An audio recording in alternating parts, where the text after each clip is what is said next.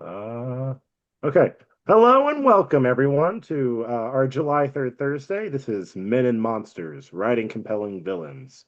We have a really wonderful panel of authors here to talk about those dastardly villains and how to make them compelling, I guess. But before we get to that, I have a few announcements to make. First off, starting this Monday is the summer writing reboot the WLT is putting on. This is a exciting event that we're launching semi for the first time. Semi in that parts of it are familiar and parts are new. Um, so if you're interested in getting some dedicated writing time and finding a chance to maybe do in-person workshops, consider checking out our website to learn a bit more about it. Deadline to sign up is Monday. So check out the Summer Writing Reboot. Next month is our next third Thursday. We are doing MFA nor NYC, alternative ways of becoming a writer. And so far, we got Fernando Flores and Dana Swift, and they'll be exploring, like their paths to publication and becoming a published writer without having to go through the you know, going to live in New York City or getting their MFA somewhere. Like you can do it without those things. And we're going to really dive into what they did and how maybe you could ideally recreate their successes. That'll be next month. RSVPs are open now, though.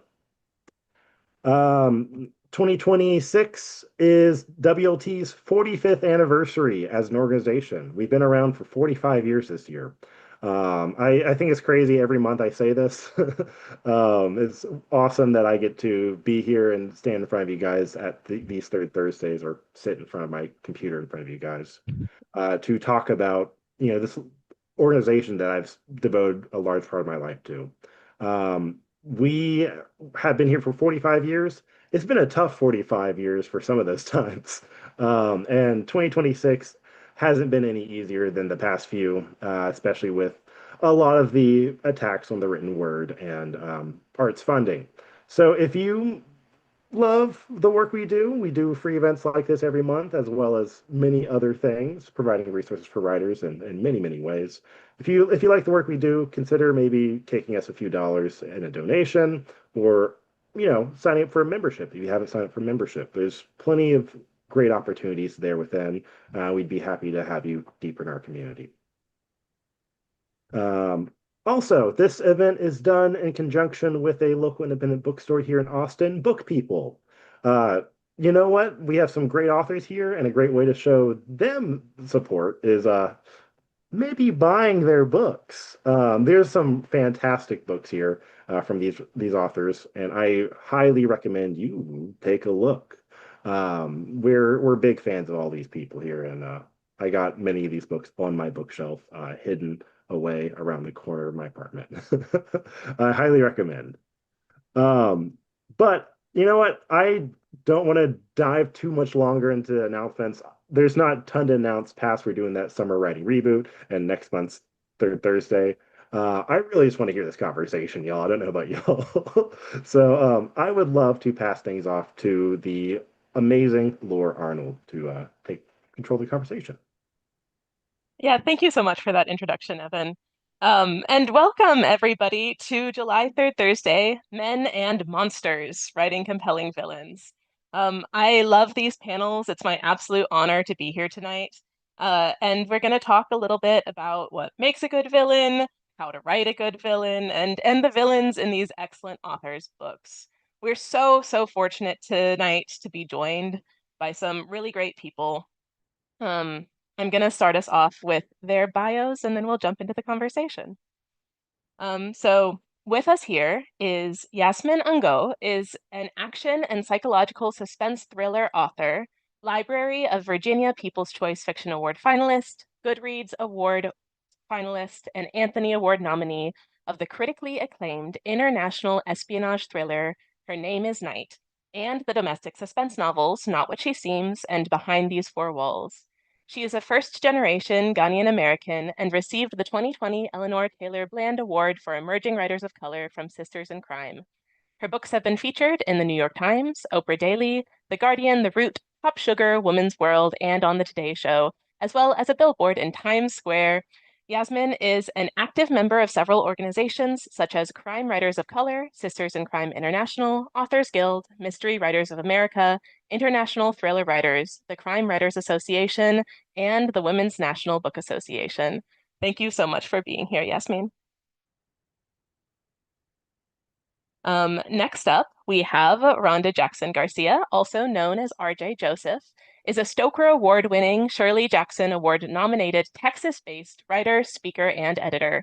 Her creative and academic work examines the intersections of race, gender, and class in the horror genre and popular culture.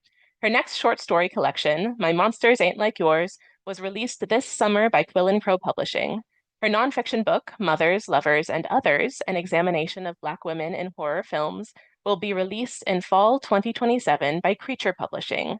She occasionally peeks out on various social media platforms from behind at rjacksonjoseph or at her website at www.rhondajacksonjoseph.com. And finally, we have Xiran Jay Zhao, who is a #1 New York Times bestselling author of the Iron Widow series and Zachary Ying and the Dragon Emperor. Their books have been a finalist or winner of many awards, including the Nebula, British Science Fiction Association, Locus, and Outstanding Awards. A first-generation immigrant from small-town China to Vancouver, Canada, they were raised by the internet and have made the inexplicable decision to leave their biochem degree in the dust to write books and make educational content instead. You can find them at Xiran Jay Zhao or on Twitter for memes, on Instagram and TikTok for chaotic skits, and on YouTube for long videos about Chinese history and culture. Thank you so much for being here, all of you. I really appreciate you all coming out tonight. I did want to make just one note before we dig into the panel. We'll be taking questions at the end, so if you are interested in asking any of these wonderful writers a question, please navigate to the Q&A box at the bottom of your toolbar. You can drop a question there, and I'll be collecting them and presenting them to authors at the end of the panel. And without further ado, let's get into it, guys. I just wanted to start us off by talking a little bit about your works.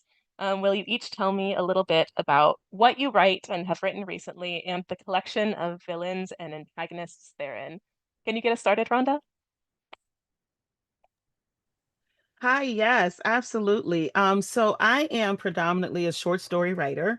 That's like my favorite thing to do. And so this collection that I have is a collection of short stories. And while I was getting ready for this panel, I realized that the villains are all over the place in my works. Many times the villains are people who think that they're not doing anything wrong, and it actually is like a really terrible situation that they're putting themselves in. For instance, one of the villains in a story is a couple who makes online content, and they play a joke on a nanny. They hire her to take care of children that don't exist.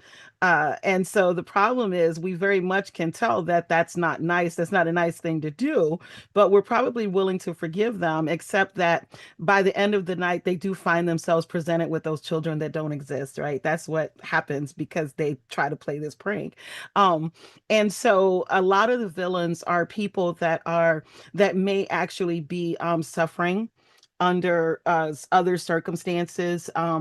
But the way that they go about trying to navigate them is just not the right way to do it. So I do have a whole variety of villains in these stories that you could probably interact with if we really wanted to talk about villainhood, villainy. Villainy. I like that, Yes, suffering under villainy. other circumstances. How about Yeah. you, Sharon? Oh, for me. So, hello, I am Xiran Jay Zhao, and I write science fiction and fantasy. And then I was actually a little bit surprised to be invited for this panel because, well, I'm getting my books. Yeah, I was a little surprised because, like, Iron Widow is not exactly known for compelling villains, just because, it's just she just fights the patriarchy. It's just right-wing men. But I think like the reason I was invited here is because of Heavenly Tyrant, because in this. I go off on left-wing men instead, which I think is it's much more nuanced because like with right-wing men, you could be like, oh yeah, he's just a misogynist. It's like, of course he is. He's a conservative, and then it makes sense that like he's so terrible, right? But like with left-wing men, I like to say that this book is dedicated to the disappointment that you feel every time you look up like a major progressive man's Wikipedia and you scroll down to the personal life section and then you see how they treated the women in their lives. And so that's what the villain of this book is.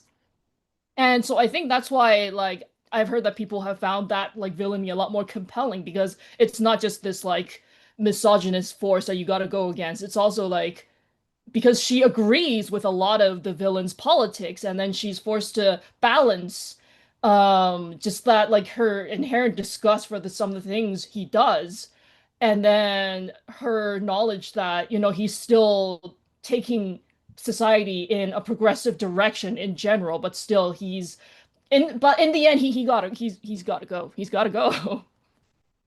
Yeah. And how about you, Yasmin? Yeah, yeah, that was really good, but I'm trying to think how I could follow that up. All right. So my books, I have an array of villains, and my villains know that they are villains and they're proud of it. And they really lean into their villainry. So mine really range from my Her Name is Night series is more of like an espionage thriller. So those villains are, like trying to take over the world or trying to take over an organization, make a lot of money, and they'll kill everyone in their path, to get that kind of power. They want like super, like a lot of power, right?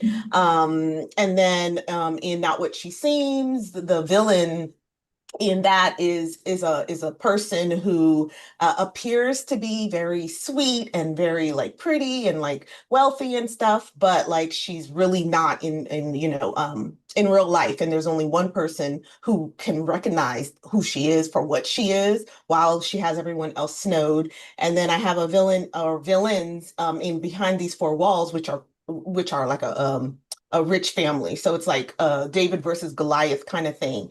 And then in She Drinks the Light, which is my first YA, that's an actual horror, supernatural fantasy like story. So the villains in there are vampires. And so that's pretty, or are they? I don't know. We wouldn't know until we read it, I guess. So I'll reiterate to those who are tuning in here and on YouTube, all of these books have really, really excellent villains and things to dig your teeth into.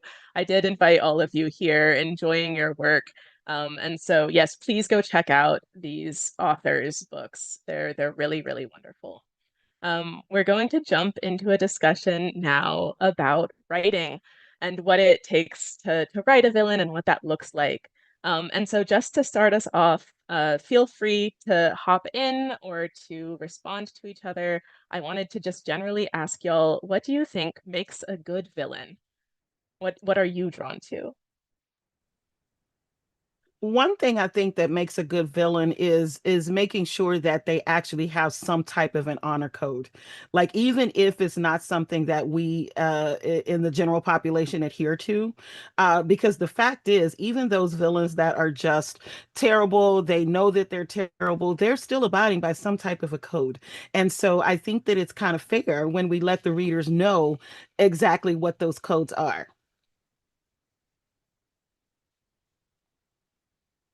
okay, I'll jump in, and I agree with that definitely. I like a really three-dimensional villain. I like villains that aren't just like a caricature, with the big mustache and with the twirls, and they are just that they're the villain and they're like a comedic. I like them to have a little depth, and to be like there's something about them that can relate to the reader.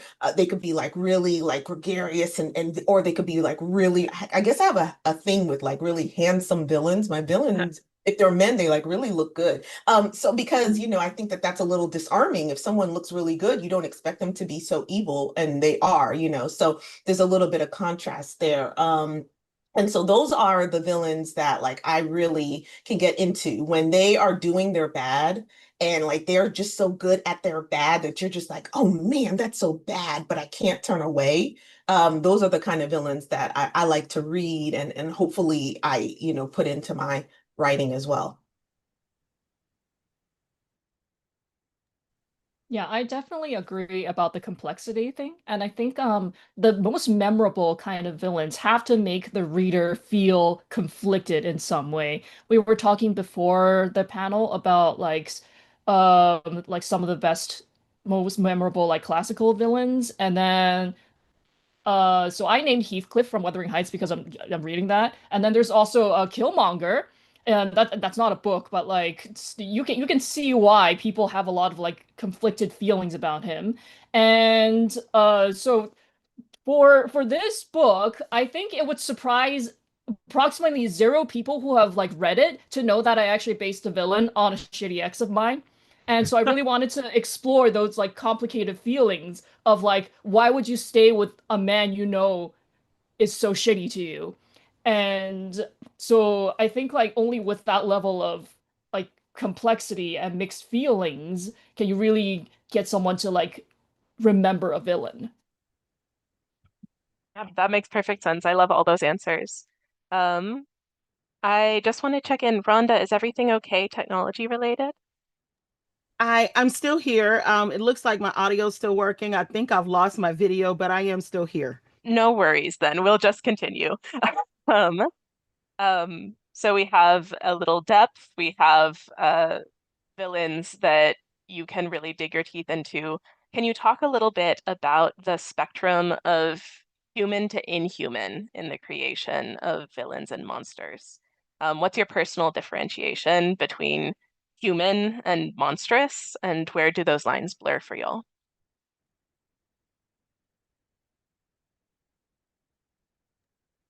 That's a really deep question. Can I be honest? I don't even know if I understand it. Yeah, no, Sorry. I no, mean, it was well said, but I mean, I just want to make sure that I yeah, I'm asking mostly is there a differentiation for you between like what makes a villain human and what makes a villain like a monster? I just said it with more words. yeah. I mean, I think for me, it's all in like their characteristics, their qualities, how they interact with either their people who work with them, or other beings, I guess, that work with them, or the people, the ones that they're going against, the protagonist. I think that it's hard to differentiate for me because I mean, even if we look at real life, right? Humans can do some really monstrous things that you wouldn't even believe. And I would be like, if we wrote this stuff in our books, our editors would be like, yeah, no, there's no way. But they do. So now it's hard for me to be able to differentiate, because I think that humans can really take on like those qualities of a monster, what we would think is like inhuman, but Mhm. they're humans. And likewise with inhuman like villains, they can take on human qualities and kind of feel like a human. If I'm answering your question correctly, Yeah, Lisa, you're absolutely. funny. Good. I'm glad Lisa too has admitted that she didn't get it either, but now we do. Oh, I thought you meant literally like an inhuman villain such as just like the Mist from the Mist or Is that what or you like meant? horror See, movie then I villains. totally didn't Yeah. get it.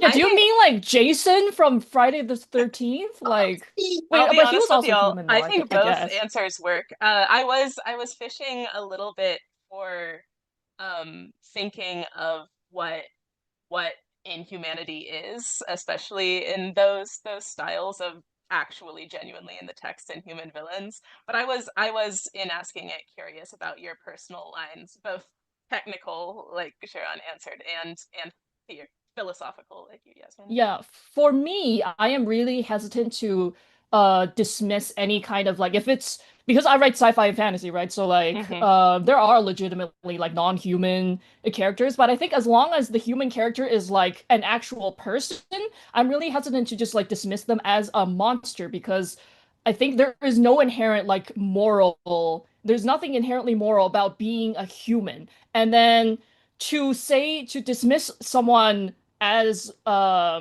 monster just because they did something bad is to like rob them of their humanity. I guess it's just like you're putting this distance between you and this person, but you're not recognizing that if you are in their specific circumstance, you might be tempted to do the same things. So I actually like I don't like it when people make this difference between like, oh, like since what this person did was so bad, they must like not even be one of our species.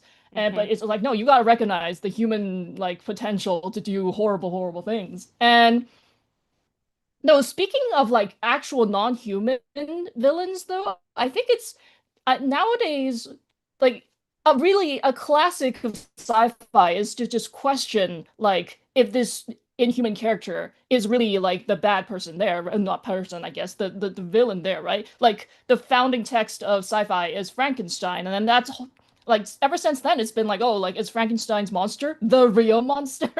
Like that kind of thing. And then so recently I was looking at reviews of District 9. I just like suddenly thought of that movie, and then I saw one of the reviews that was like, okay, I get that this movie uses um the prawns, the aliens, as an allegory for apartheid in South Africa, right? But this person really had a problem with it because if you are literally using a different species to like represent, do an allegory for like actual human beings, that there's something inherently not right about that because in that movie, the humans had a legitimate reason to fear the prawns because they had such like high technology, like super like weapons. And but like in real life, racism does not make sense. It's not supposed to make sense. Like in real life, all the fear around like the black population of South Africa, they didn't actually have this like increased power to like go against the white population. So, and I just found it interesting that this person raised this point, and I think it is something to think about because I know there are also a lot of like these kinds of sci-fi and fantasy properties that explicitly use like an inhuman like alien as an allegory, as a stand-in for a real life marginalized group of humans.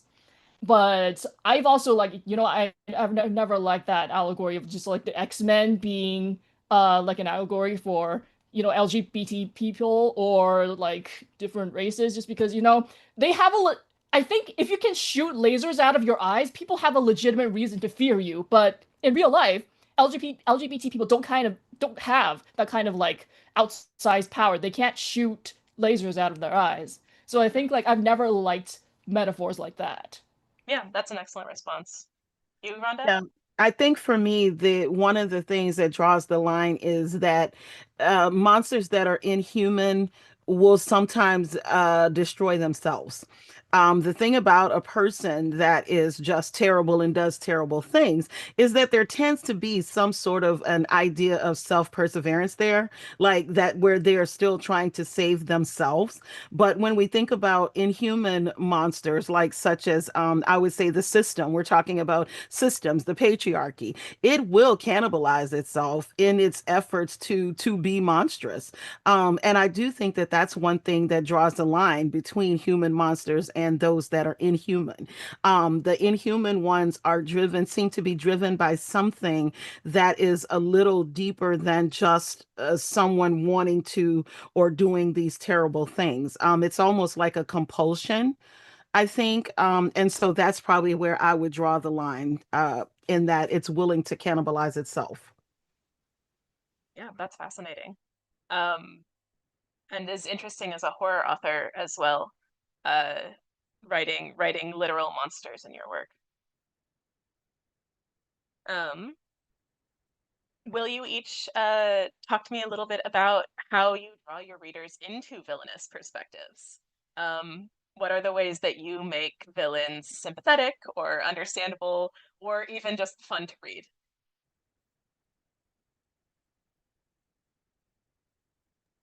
I like to show them as just being just like us a lot of times. Um, even when they're actual creatures. I remember I have a story where there's a little monster that is stealing a little girl's her beauty implements. So she's stealing like her hair bows and her, she's taking off her fingernail polish, and she's doing these little mischievous types of things like that. But really, when we get to the end of it, she just wanted to be pretty too. She just wanted to be a pretty monster. She didn't know how to do that except by stealing these things. And so I think that by giving some human characteristics or giving some human desires to the monsters, I think is one of the ways that I really like to play around with monstrosity and the labeling and who does the labeling and who's actually the monster.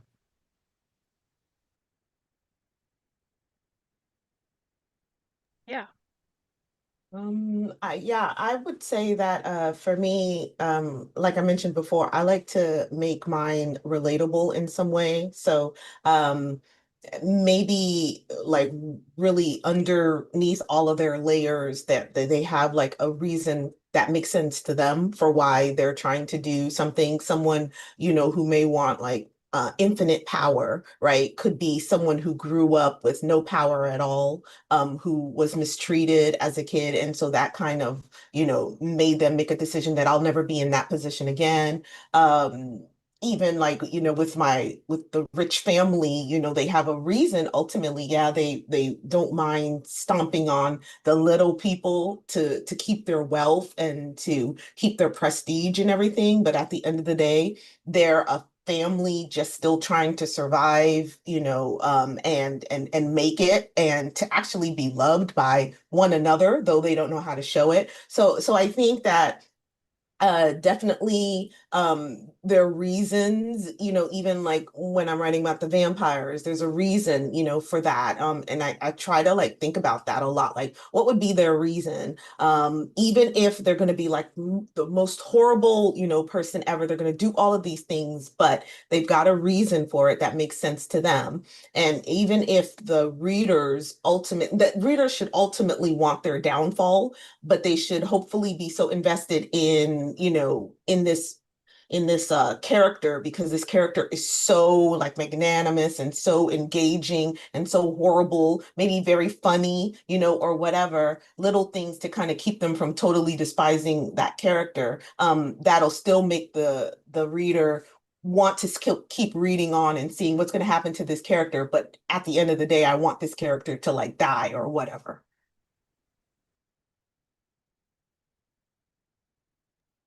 Yeah, I think villains are at their most compelling when they have a very active dynamic with the protagonist who is also like morally gray in some way. I think that's when like you really don't know what to expect. And for me in fiction, like I really like writing villain protagonists. Like I would consider Zotian a villain protagonist just because of all the horrible things that she does. But so for me, just like the role of fiction is to see a story that's not predictable. Because like if you show that your hero also does not follow like a traditional hero code, you genuinely don't know what they're gonna do next and how far they're gonna go to counter the villain, or like why they are countering the villain to begin with. And I think this is why I love it when just like two really terrible people like go at each other. So to go back to Wuthering Heights, that's why the like that relationship between Kathy and Heathrow is so compelling to like people like me, just because I love seeing that, okay, you're both horrible. I just want to see what you do to each other. That entertains me. Mhm. Let's talk a little bit about the opposite of instead of making a villain entertaining or compelling, what tools and techniques do you use to make them horrible to elicit like fear and horror and dread?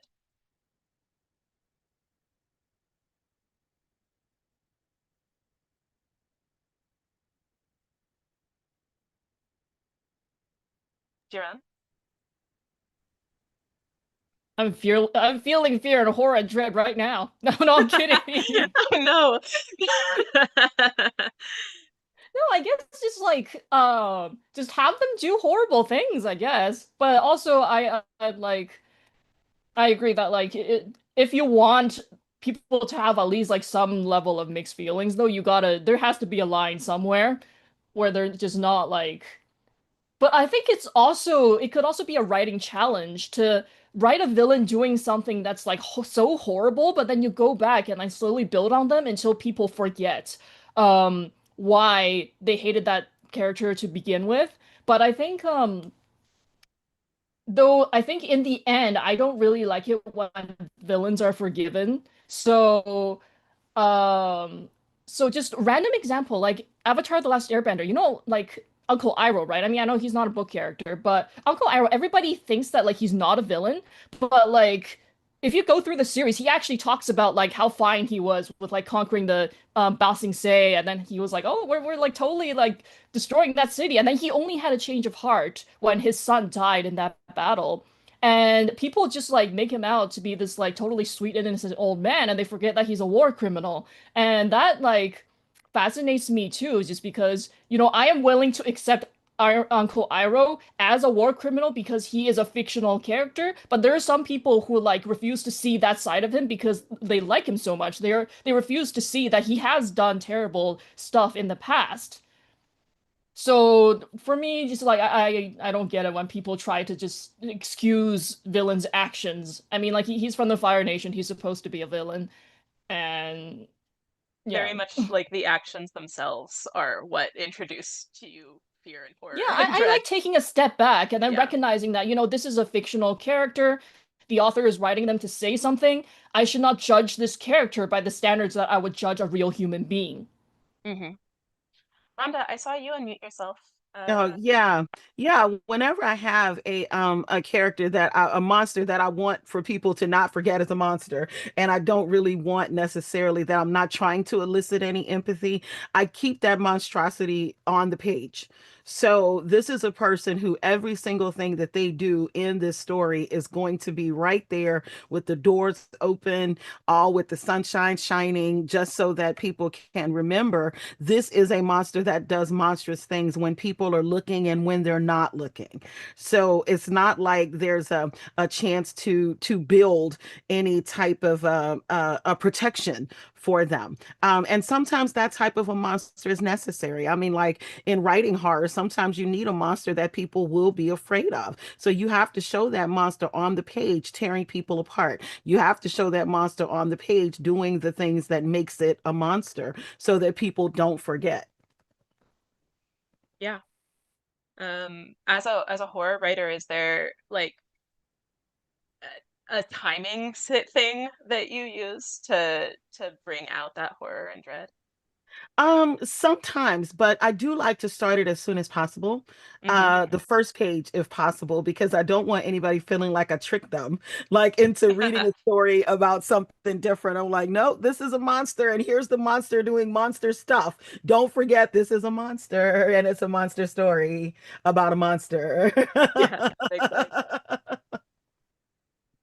Yeah, I was thinking back to even before we started the panel when you asked like what was our favorite villain, and I could not really think of who it was, and now it came to me, and I don't know what that says about me, but Hannibal Lecter is absolutely my Mm. favorite, and he entails everything that we have been talking about. He is, like Rhonda said, a monster from the very beginning. I mean, I guess you have to be if you're a cannibal. And he is, but he is also someone who is so compelling that we've seen in the movies. But then if you've also read the books where he's in it, he's compelling in the books because he's so smart and he also is so savvy and he just really draws people in and and you can never forgive him, even though you like him, right? He's a likable person, but then, then he gets to eating brains, and you're like, wait a minute, I can't like him because he, eats brains and he can turn on me, if we were there. But then if you read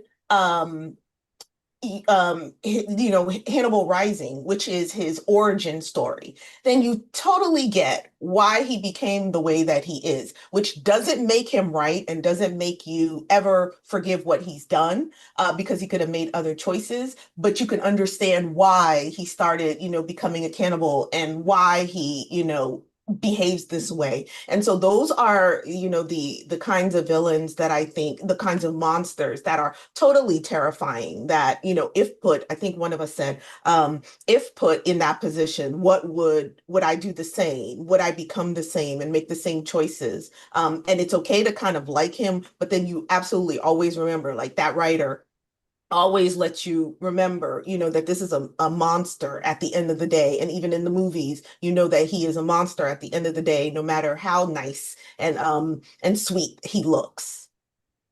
Yeah, Hannibal's a great villain. That's a great response. In y'all's writing, do you ever feel like you start writing and then you're pushing too far?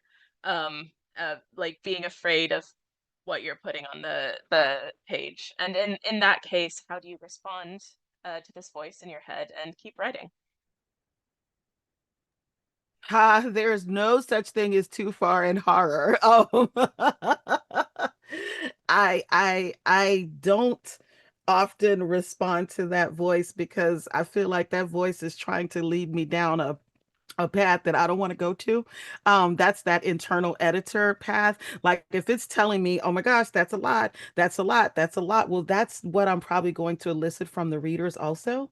And that's what I'm trying to do. So I don't think that there's a point where I say to myself, oh, that's too much. In fact, I'm the writer who doesn't often understand it until somebody else reads it and they say something like, oh my gosh, you had your foot on our throats the whole time. Or they go, or the tears start, or they kind of gasp. And I'm reading and I'm going, oh no, I didn't realize it was like that. But I mean, I guess good. That's what I was trying to do. And I'm sorry for any discomfort, but this is horror. And that's what we talked about before this. So yeah, I don't think that I have a voice that tells me that when it's too much, because all that does is spurs on the horror for me. Yeah. Yasmin? Yeah, well, for me, there have been I do try to go as far as I can, but then I also probably chicken out a little bit because I do have editors who will be like, hold on a second, you have to like, especially because it's not necessarily horror. So there's got to be some limitations for me. But I would really like to just go totally balls to the wall. I did, I think for my first book, and that was because I wrote it before, I had editors on me, and it was a particularly hard scene. It was very dark, but I knew where I was leading the protagonist, and I knew that the villain had to be this way, so that I'm setting up how he is and how he's going to be and how relentless he is, and so therefore I wanted to show it, not as long as it's not like gratuitous, as long as there's a reason for me going all the way, then I'll go it and I won't hesitate. There are definitely been stories that I like clutch my pearls and I was like, I think someone wrote like Stephen Graham Jones. I've read his stuff and I'm like, oh my goodness. But I needed that, right? Because there was a reason why there's a story he's telling, there's a reason why he put it in there. And I appreciate. So I want to have like more, I want to be like Rhonda and have more courage and just like totally go all out. Yeah, Yeah, for keep me, I have writing to horror. Yeah. I'm sorry. self-censor a lot for this series. Technically, yeah, it's technically supposed to be YA, even though I don't really see that anymore.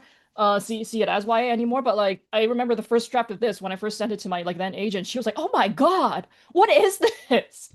And so I had to like, she sent me this 4,000 word letter about like why it was so too dark for YA, and I had to tone a lot of it down because this depicts a world that's basically a dystopia for women, and there are a lot of ways you can show that. Like, if you want to like there are too many examples of horrible things being done to women, and you could like tap into that really easily. And then she was just like, this is too far, you cannot do this. And then something like similar happened with this book, but instead it was me just like drawing deeper into that like really toxic relationship that I experienced. And then I ended up some like really questionable stuff ended up in that first draft, and then my then editors were also like, "Oh my God, what is going on?" So for me, just for this series specifically, I had to like tone a lot of that down. And sometimes I'm just like, it kind of scares me, like what's in my head and what I'm capable of like thinking out. And then this is why like I really admire horror writers, and then maybe I'll try my hand at writing horror one day, just because you can really go like people know to like expect horrible things when you open one of those books, right? So for me, um, that makes me curious because, I've never written horror before, but it sounds like, I could just like venture into the genre and just see what happens. Oh, you totally could, especially if you have those kind of things happening, and it makes sense with YA, and it makes sense with editors of certain lines, right? That's not to say that my agent or my editors are don't always, of course, they're clutching the throats. They're like, oh no, but I mean, they know that this is what I do, and that if I did it, there's a reason. So yeah, I say that you all should come over to the horror side and let those dark thoughts out to play. I know Oh that's right. I boy. love horror. And here's the thing with my horror that I did write, it was YA, so I had to like, keep it toned down, just like you did. But I would love to write like a horror adult where I can just really totally get down in there and nobody's gonna tell me, now wait a minute, like they're only supposed to be like this age group or whatever. But yeah, definitely. We're gonna do that. Um, could y'all all talk to me a little bit about, and we touched on this earlier. I was thrilled, and I was also like, oh, we're gonna get there. Um, the difference and the connection in exploring villainy with individuals, either groups of people or like small groups of people or a single person, and exploring larger horrors in systems of injustice and how that relates to your writing.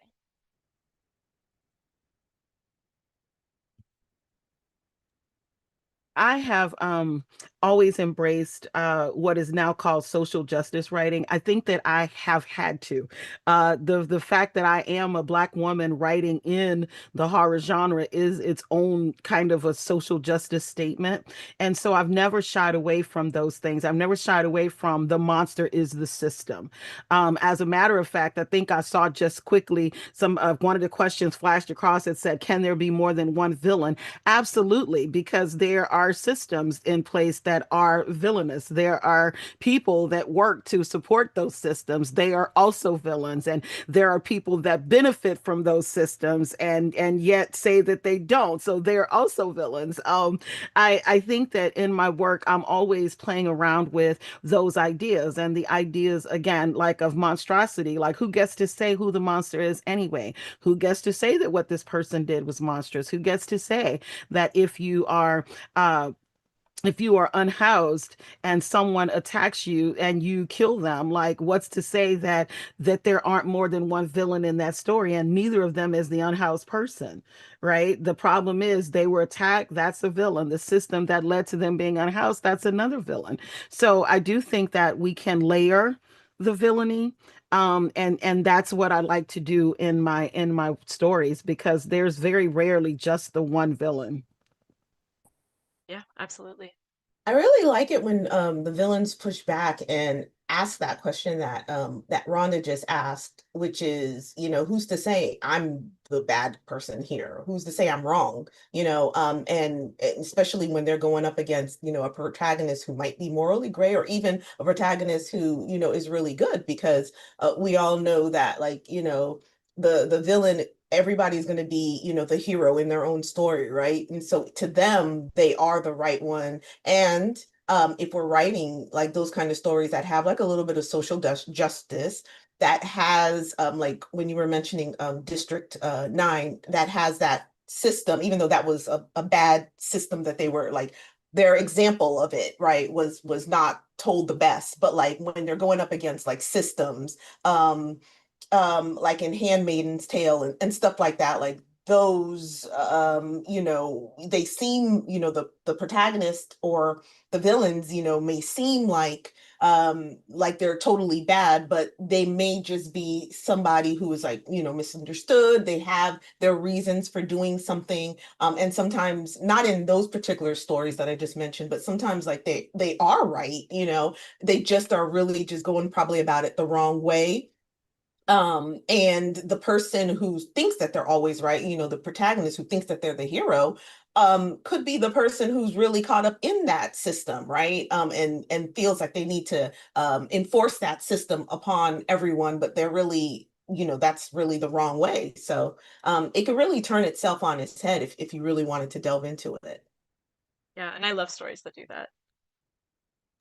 Yeah, for me, I think it's really difficult to get people to see that the system is the true villain, without just like having them turn on your, because there are a lot of systems that, like, unless you're willing to do something drastic, it's really impossible to reform those systems. Like, those systems have to be smashed. So there are a lot of people who come out of Iron Widow, like I know that like Zotian is supposed to be a villain protagonist, but there are people who sees everything that she goes through in the book, and then they see the last act that she does. Like, I'm just gonna spoil it. She destroys the government. She destroys the like patriarchal misogynist government that has just like kept girls enslaved for so long. But then there are people who come out of this book being like, oh, she went too far. She went too far. Like, she's like, and those people kind of scare me, because it's like, if you really think that this girl was worse than that entire system that was like um enslaving these girls for just like so many generations, you scare me.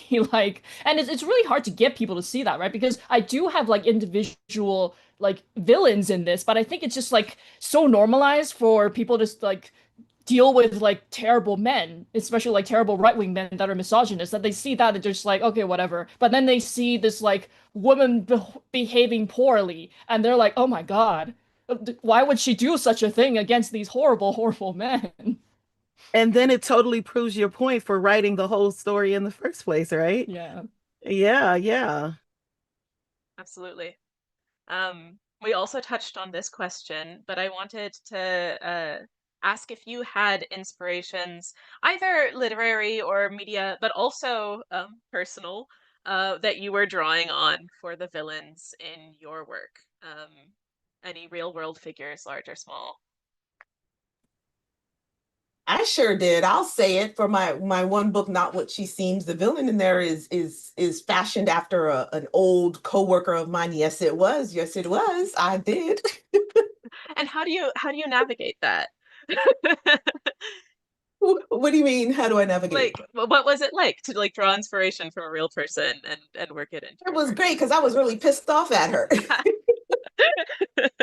Like, I'm gonna like, I'm gonna really like talk about this thing because I felt really wronged by what she did to me. And so I couldn't voice it then when I was, on the job. And so once, I left and, became this writer, and I'm like, what do I want to write about? I want to write about I want to write about the issues, like, when a black person isn't believed against a pretty white woman, or something like that. Let me just be honest. Like, and so, how do those dynamics go when people just don't believe someone that they should believe over the person that, just because that person maybe looks the way that they feel more comfortable with because of society and all that. So yeah, I wrote about her. I don't know if she'll ever read the book, so she'll know, but like, I think other coworkers, if they read it, they would know who the hell I'm talking about. Sorry.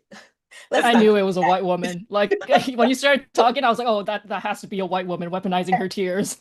I said, Yeah. Oh, I had terrible. This is terrible. Yes, anybody can get it in my writing. Anybody. I've had neighbors that I've written about before.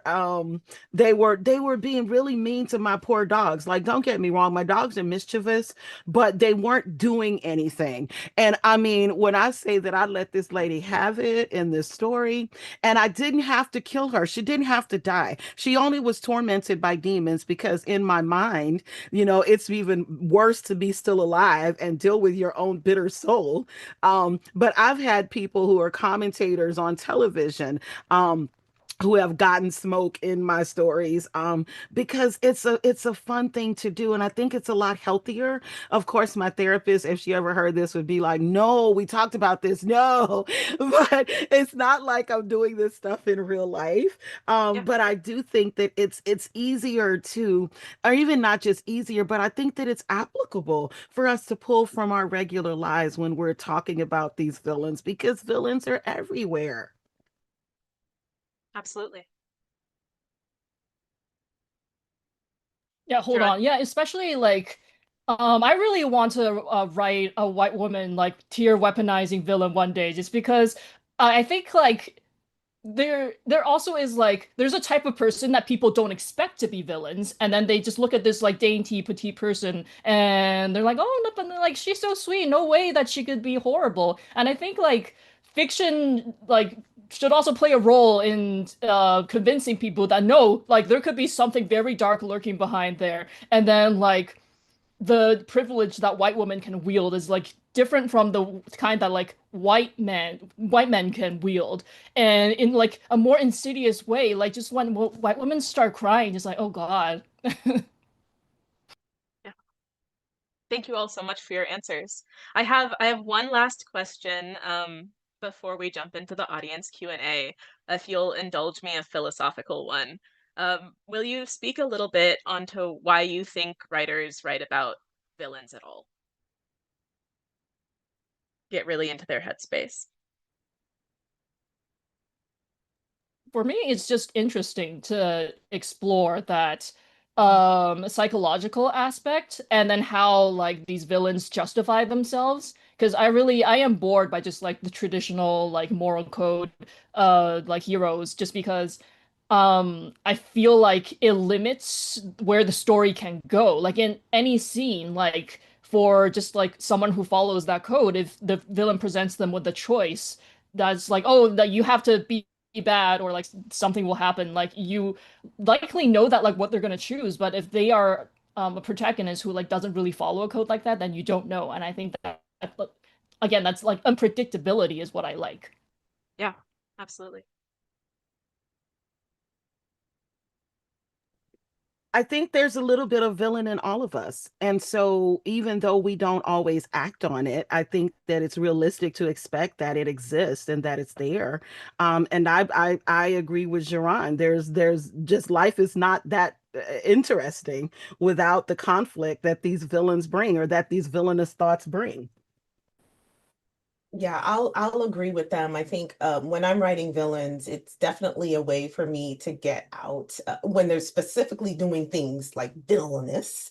It's really a way for me to get out, whatever I'm feeling at that moment. I probably am upset about something, or I want to make a point about something. Um, and I do it through my villains, and not all of my villains are fashioned after people. My husband always thinks that I'm killing him in my books, and I'm like, honestly, I'm not, but like maybe I will one day, like he keeps asking me, so I think he wants to be killed off in one of my books. But like it just is a way for me to get like my whatever stress, whatever thoughts that I'm having. If I'm like frustrated with something that I've seen on TV, then I'm like writing this point. I mean, this scene where the villain is doing this really like horrible thing. And like Rhonda said, we're all like villains a little bit. Like we all have a bad spot, but we might not act on it like our villains do. And so we can like kind of, is it wrong for me to say live vicariously through our villains in their actions, because we can do things with them in our books and not go to jail for it,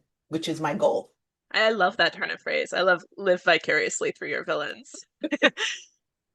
Um, Thank you so much for all of your answers to my questions. We think we touched on some really great stuff there. I am going to jump into the audience Q&A. We've gotten a lot of interest, so there'll be a lot of questions that we're moving through. With that in mind, if anybody else has a question, just a reminder to navigate to the Q&A bar at the bottom of the screen and drop your question there. First off, from Jenny Westerfeld, writes, I'm writing my first murder mystery. My villain is actually considered a good guy by the other characters. The actual purpose of his crime was to end the life of his friend who was spiraling towards self-annihilation, destroying himself and his career daily. Any thoughts from you guys about working with this kind of villain?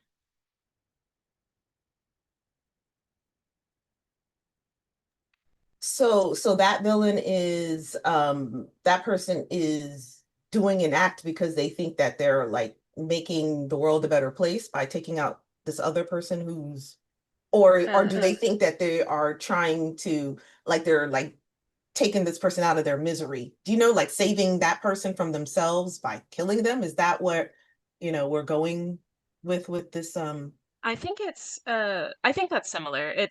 Was the purpose of his crime was to end the life of his friend who was spiraling towards self-annihilation, destroying himself and his career daily. So I think it is a like save you from yourself situation. Okay. Yeah. I mean, like working with those kinds of villains, the ones who really think that they're right in doing what they're doing, those are very compelling and those are fun, because they think they're so right, right? And so when someone, that's the scary thing is when someone is so like deep into they think they're right and nobody else can be wrong, they can do like horrible, horrible things. And so you could go over like, I think you could go pretty far, especially if it's like a murder mystery, with that person. And then, but just I guess in how you display that person, since they are killing someone else because they think that they're helping someone else, maybe, you'll have to like work, a lot with like their character to kind of make the reader also kind of believe. I could see why, I don't know if the other person is like really a horrible, like nasty douchebag, like something like that. And so it makes it easier for the reader to relate to the villain, to be like, I could see why that person would want to take it out. But then is that truly the villain? Or is it like a morally gray protagonist if they are like helping the world, be a better place by taking out this horrible person, if that person is truly horrible. That's my take. I don't know. Yeah, for me, I think I would need more context and like nuance because it just says that like you're trying to the villain is trying to stop this person from like spiraling into like self-destruction. But is the person also hurting other people? Because I'm intrigued by like how this villain would be justifying their own actions. I think if that like the character that the villain is out to kill is not actually hurting other people, I would be more intrigued by that because I would want to see like how the villain is like justifying, like what makes this villain like think that they have the right to end this person's life just because they're just like going through it. Like if they're not truly not actually hurting other people, just themselves.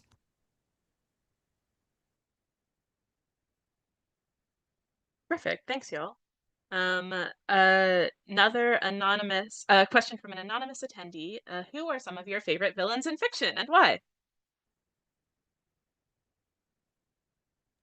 One of my favorite villains in fiction that I think I draw from a lot is Sethi Suggs in Beloved.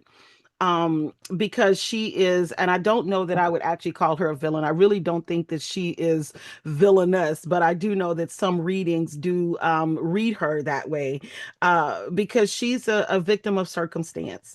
And she does this very, very difficult thing in order to save her child from the pitfalls of slavery.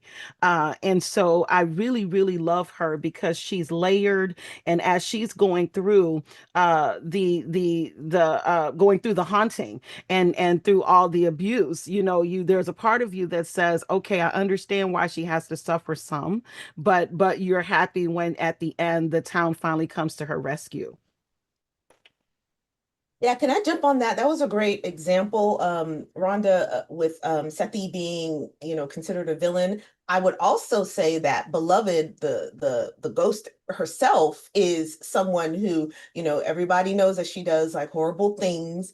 But then we also know that, spoiler, everybody should probably have read it by now, but like that you know, she was killed as an infant, so she wouldn't have, the maturity to really understand why her mother did what she did. All she knows is, this woman killed me, and so now I'm with her again, and now I'm just gonna like, be siphoning off, every bit of energy that I can from this person, to make myself happy again. because I'm with her again, just in this wrong way. So she's definitely, the ghost is a villain, but she's like a villain by circumstance, right? Because of this traumatizing thing that was done to her, and she doesn't know how to rationalize it. So all she knows how to do is to be this hurtful, harmful thing that she doesn't even really realize that she's doing all of that. So I mean, villains can be like all sorts, and it can like really inspire discussion because everybody has their own different views on if this person really is bad, who's good, or who's in between, that kind of stuff. Yeah, for me, the answer I gave, because we also discussed this question before the panel, and the answer I gave was Heathcliff, because I'm reading Wuthering Heights right now, but I haven't finished, but like I know pretty much what happens. But like I saw the Wuthering Heights, the movie, on the airplane, and the whole time I was just like, oh my God, like because it tries to draw you into this really intense love story, right? But all I could see was just like these two white people just like making the lives of everyone around them miserable for no reason. And then just like I was able to take a step back and just like appreciate the drama value. But then like I looked deeper into the book because I had never read Wuthering Heights before. And then I looked deeper into the book, and on like page one, it tells you that Heathcliff is actually supposed to be a person of color. And I was like, well, why did they cast this like attractive white man in the movie? Just like, and I feel like Heathcliff has so much more depth if you consider like those like aspects to his character. And I feel like in an attempt for people to like romanticize him, they have to imagine him as an attractive white man and then be like, oh, he wasn't that bad. And so for me, it's almost more interesting to see how like the wider society reacts to certain types of villains, because like for book villains, like sometimes it's up to the readers to like imagine what he looks like, right? And just for me, I think it's very telling that like all of these people have to imagine him as a tall, attractive white man in order to be able to romanticize him in a way that like the book totally like you were not supposed to do that. Yeah, absolutely. We have another question from Uzuri, who writes, when you write, do you keep in mind a line that morally gray characters can cross to actually become a villain? If the villain is able to get redemption, does that line really matter at all?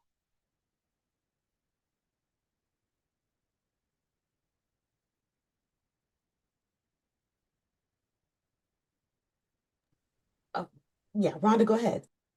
Oh, so I don't think that I have a line in my head because, like you say, if there is a line and the villain is able to redeem themselves, then does the line really matter anyway? Um, I don't know that there is a line, especially if we're talking about the possibility of redemption.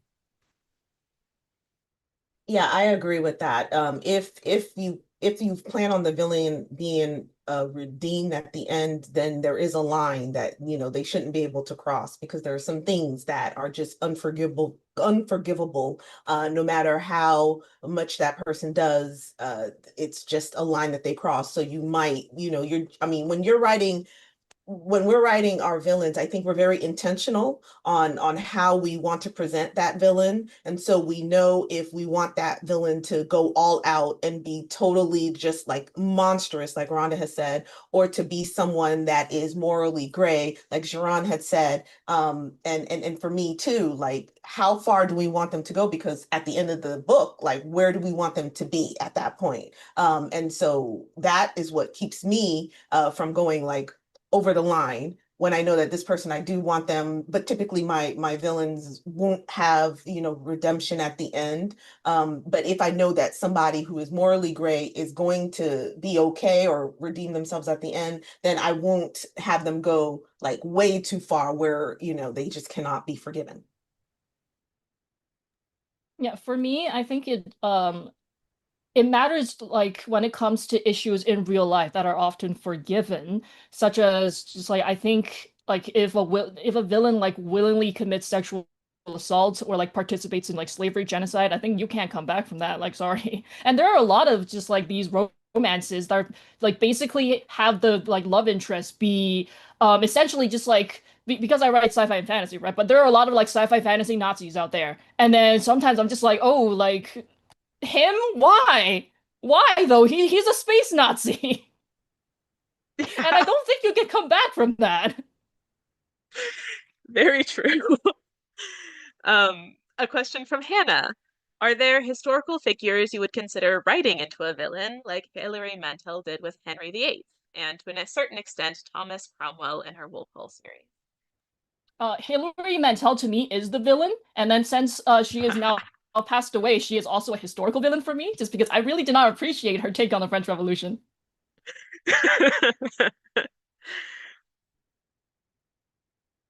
Yasmin, Rhonda? Yeah, I don't, there are so many that are current that are doing the things that the historical ones did that I don't really feel the need to go too far back. Like, I mean, if we're gonna say historical, I'm like the 1900s at this point is historical. And some of these people are still around wreaking havoc. So, yeah, no, I don't usually have to go that far into the history.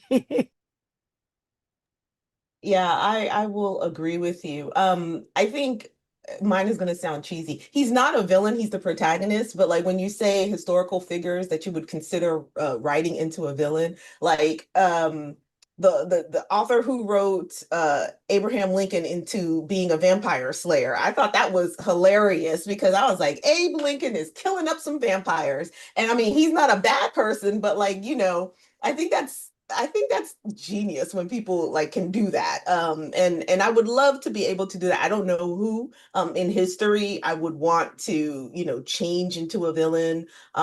It would have to be someone that probably I would be annoyed with, I guess. But I mean, there's not really, I don't think so. I haven't, like Rhonda, I haven't, I think there's enough people now, and enough imaginary people in my head that I haven't thought about any historical figures yet. Plenty of villains in our own backyard.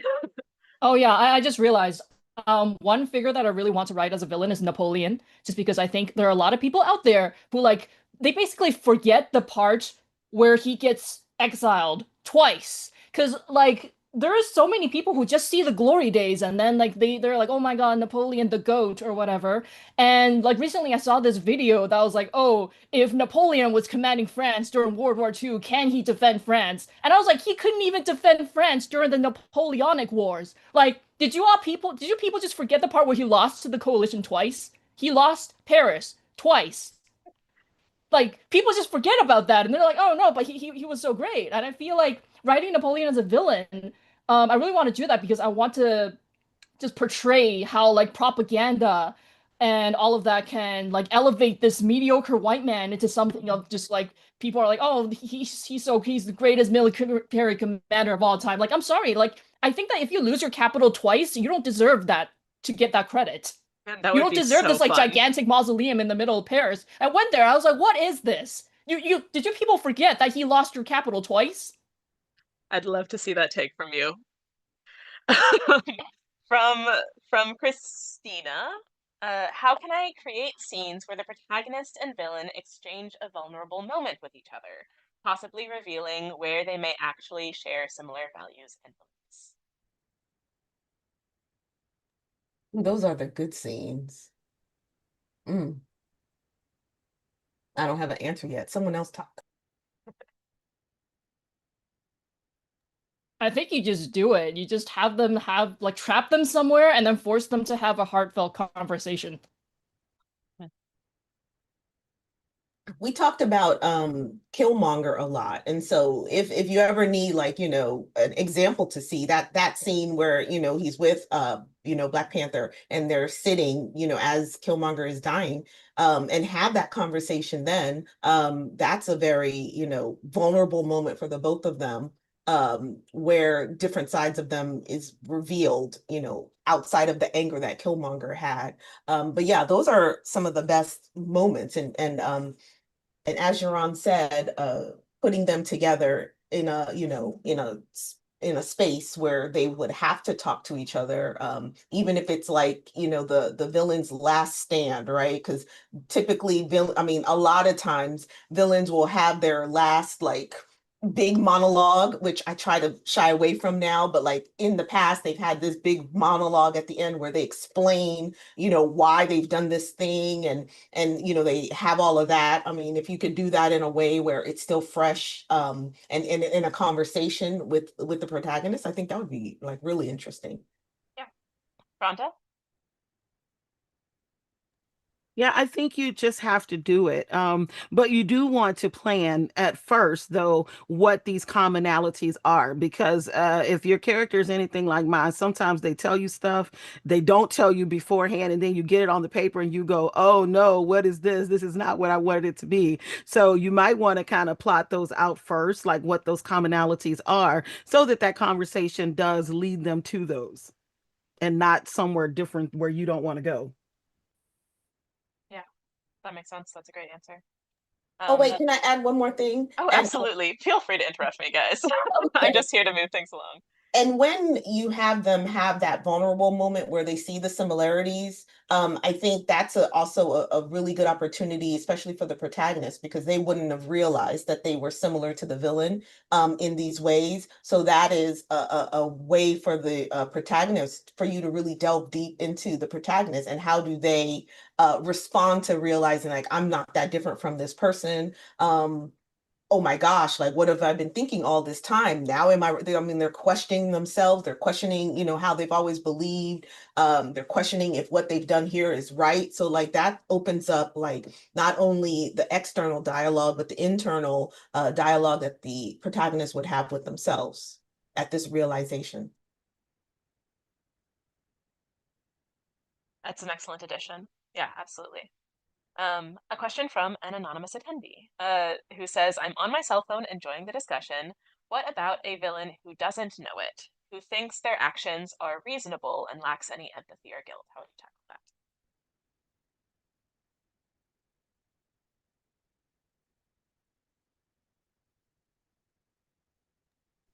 Those are really cool villains to write, because you get to delve a lot into their moral code and what it is that they believe. And sometimes you may find that even you as the writer get to be swayed by their convincing of why it is that they do certain things. I do think that writing such a villain gives you a lot of space for going into your character, a lot of character interiority.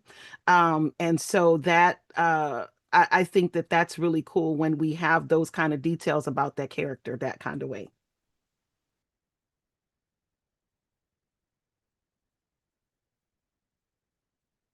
I get unreliable protagonists. Yeah, Sorry. that's a good question. Because I don't think I think, well, because I know that my villains, they kind of know that they are. And especially if they're doing like acts that are, if they're like killing people or whatever, then you kind of know that, it's not good to kill people, especially if it's not like in self-defense or something, So I was just trying to think of an example of something I've watched or seen where the villain didn't know that they were a villain.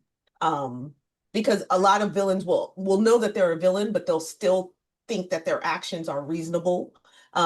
So does anyone have any example of that? Because that would help me. I mean, that's a really good question. Well, I think about Midnight Mass, the mini series. Okay. I think about and I cannot remember her name, but the red-haired lady.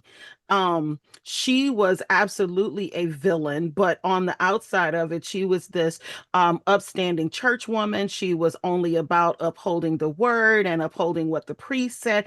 And so she was utterly terrifying because she literally went to her death thinking that everything that had happened was right and that she was really right in her part in all of those vampire shenanigans.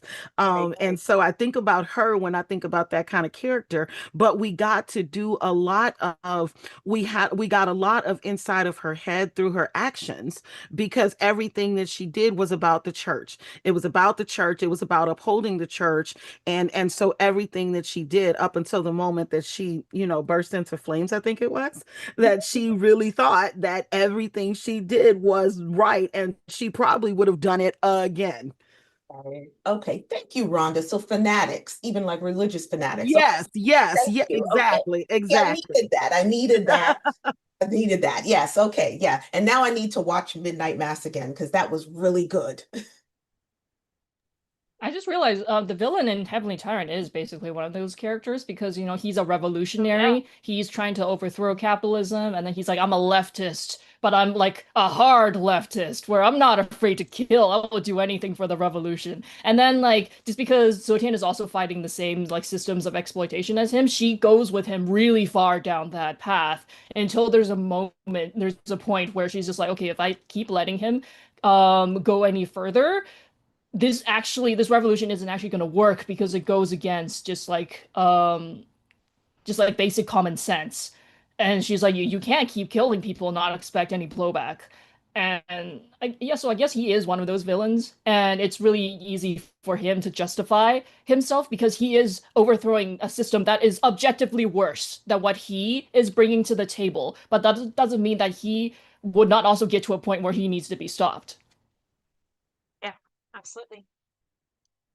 Another question from Ruben. When you're planning and plotting, who do you develop first, the hero or the villain?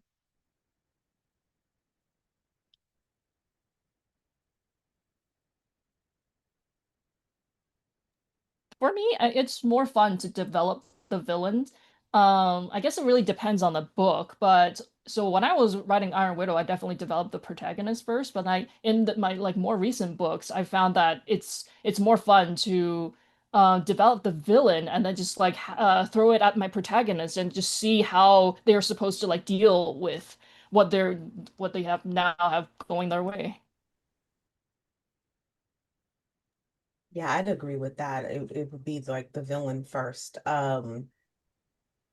Because I kind of got to know what it is that they're going to do and what is the thing that, the protagonist is going to have to overcome before I can really write how the protagonist will deal with all of those things that they come across, and how will they deal with the villain. And it's always way more fun to like write the villain, honestly, for me. Yeah, I would say the villain comes first because you kind of don't know what the solution is going to be until you know what the problem is. At least for me, I got to know what the problem is first, before I can know how we can best address that problem. Also from Ruben, I believe Xiran mentioned villains not being forgiven, but as an author, do you love your villains in some way? Yeah, definitely, because I am able to like really separate, someone fictional and then someone in real life. So there are like the villains I write, there's no way that I would ever go near them in real life, but as fictional characters, I would definitely have to be a little bit obsessed with them to like have to like write them for so long through an entire book or a book series. And I think that like nowadays there are a lot of people who like don't see the difference and they judge fictional characters as if they're real people, which it really just like I don't like it when that happens, when they're not able to make that distinction.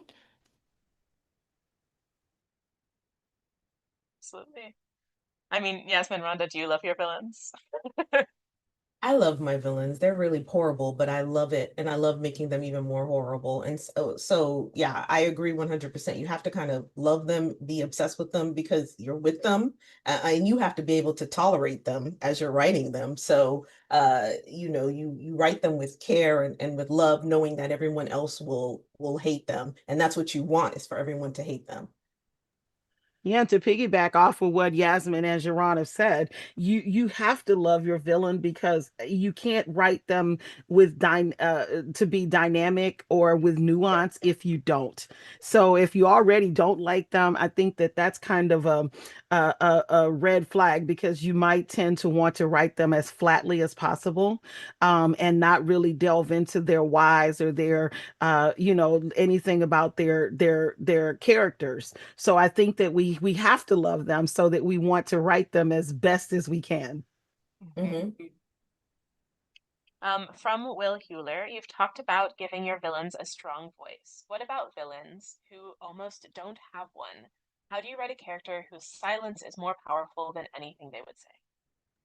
I think in that case, you really have to just make the reader feel the fear through the reactions of others.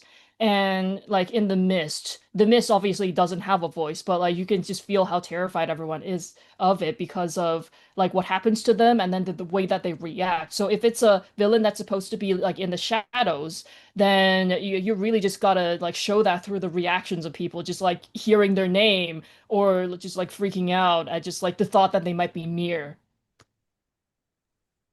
Yeah, I was going to ask for clarification if you meant literal silence or, like as Xiran was saying, like, an entity that you wouldn't actually hear them. But yeah, like I think if it is a actual like person or being that just doesn't talk a lot, for example, like the Predator, um and which is not a book, but let's just go with visuals. So like the Predator doesn't speak, right? Not really, but it's in that villain's actions that we see, and we get to see what the character is. And so if they're not going to speak, then you have to really give them a strong presence, like what Jiran was saying, and you have to make sure that whatever actions that they do is something that's really profound and will leave a lasting impression. So, and those are like very scary when when they don't speak and it's just like they're just there. That's very, I'm terrified of the mist. Yeah, that's scary. Scary thing. Hmm. Yeah, I think about Grace Jones's character in Vamp. That's a 1986 vampire movie. And she literally didn't have any speaking role. Like she did not speak through the whole movie. And yet she was like the queen of the vampires, which is a whole other issue, but we're not going to talk about that here. But the thing that made her terrifying was the way she moved. It was the way she moved. It was the guttural sounds that she did make. So you're going to want to make sure that you play on the things that are unsaid. So you're going to be looking at a lot of body language. You're going to look at a lot of like Yasmin and Xiran said, a lot of actions and reactions from the other characters, because silence can be very profound, especially if everybody else is making noise. So the idea is to make sure that the reader understands that this person is a threat in all those other ways. A question from Brent. What comes to mind to avoid while writing your villains? Tropes and or cliches. Cliches, definitely, and stereotypes, and making them caricatures of the typical, like, someone had mentioned at the very beginning, like dastardly villains, those kind of cartoonish kind of characters. Those are what I really try to stay away from because, like Rhonda was saying, that makes them really one-dimensional. And there's not really depth to them. All we know is that, oh, they're just doing this bad thing, which is fine for secondary characters that you're not going to delve into. They can be that caricature of a villain. But if it's going to be your or antagonist, right? But if it's going to be your main baddie, then they have to, like, you've got to like kind of shy away from those cliches. Or if you use those cliches, you really have to like pile on some other stuff to kind of like even that out. For me, I think you have to be at least a little bit aware of just like really outdated villain tropes that are used to like demonize actual groups of like marginalized people, such as like Buffalo Bill in Silence of the Lambs. Like I think we can now all agree that that was not a good choice. Like there's some elements of that that could be like, you know, that was clearly not meant to portray like I don't even know if he's like trans or it's just like a crossdresser, but obviously that kind of story it doesn't matter to the story itself. Like the story itself didn't really care. It's just like used that to demonize this villain. And so I think that's like something that we have to be more aware of. It's not that, queer people or like people of color can't be villains. I love me some queer and POC villains, but you have to be aware that it's not like the good people can't be just the cis het white people, and then it's just like this one like queer villain. So you have to be at least a little bit conscious of that dynamic when you're writing villains nowadays. Mhm. Yeah, agreed. And you also want to think about the things that do make the villain human if they're supposed to be human. Um, or if you want to elicit a little bit of that empathy for them. I know there's some very outdated information that says like give them a cat, right? I mean, some people are allergic to cats, but when you think about it, when somebody's taking care of their pet, I mean, I think about Goldfinger. oh gosh, the Mike Myers movie, maybe it was called Goldfinger. But anyway, like this guy is like this really wicked person, but like he has this little pet, right? And so think about those things that makes your villain not quite all the way evil, because as bad as they are, there is something that they care about. There's something that they do that is not completely terrible. And I know that sometimes we can go, no, this person is all the way bad. Nope, but that person still has a family. Does that person treat their family as bad as they treat the rest of the world? Well, maybe that's their humanizing trait. Yeah, There's absolutely. got to be something because even Darth Vader, he had a soft spot for Luke, and if you go into his story, there's a reason why he became, how he is. And so like Rhonda was saying, like there is always something. Like nobody is inherently bad or inherently good. And so you just have to pick what good you're going to apply to your bad. We've had such a wonderful influx of questions. We could be going all night. We only have time for one more. So if I didn't get to you in the chat box, I'm so sorry. To finish us off, from Olivia, she asks, how does genre shape or influence your villain or subvert expectations? So you're writing in three different kind of categories. I think this is quite fun to end on. Yeah, for me, just because like technically YA, so I can't go as hard as I want. I mean, that's the main thing.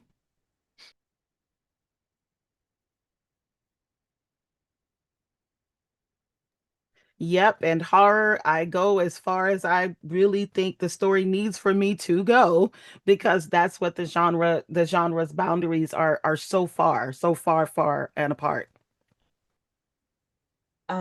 Same here. It really depends on like the genre that you and the category, the age group that you are dealing with, so that that helps you know how far you can go. And it be okay. Yeah. Yeah. Thank you all for your answers to all my questions and to all our audience questions. We covered so much in that conversation. I'm a little blown away. A huge thank you to Yasmin and Rhonda and Jaron for joining us tonight and chatting with us about their writing. Please, please, guys, go check out these authors' books. They're all phenomenal. You can find the Book People link down in the chat box. You can find that on our website as well. And thank you, all of us, for taking some time out of your Thursday evening and joining us tonight, both here and on the YouTube live stream, and to anybody on YouTube who might be joining us in the future. Happy writing, everyone.